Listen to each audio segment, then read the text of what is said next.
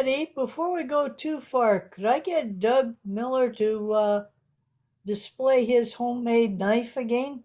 Probably not. Sure. But then, he does things for nice people. Go ahead, Doug. Once in a while.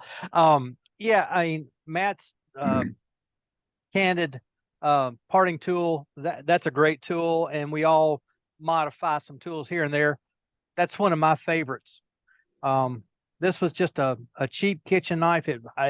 There is a name on it, but it wouldn't mean anything. No, there's not. There's two initials, PD. It's probably really cheap, probably from a grocery store or something. But anyway, it was in a box of stuff that was given away. I ground the entire edge and then ground it even further from this point forward, just to flatten it off. I use that side up, only sharpen this bottom edge here, this bottom corner, until this bevel goes away, and then I'll put a new bevel on it and resharpen it from the bottom side.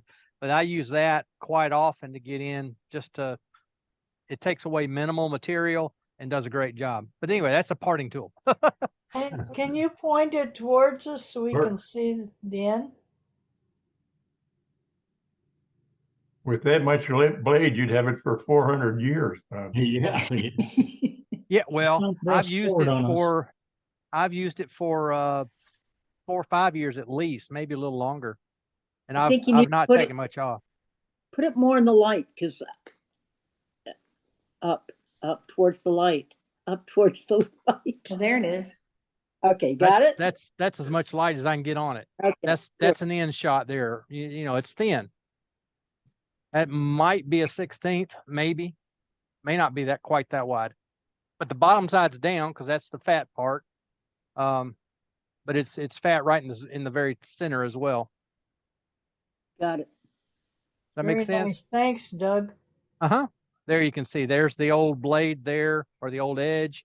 I've ground at least half of that off. This is just the spine back here. All right, that's just one of my modified tools. Right on. Thank you, Doug.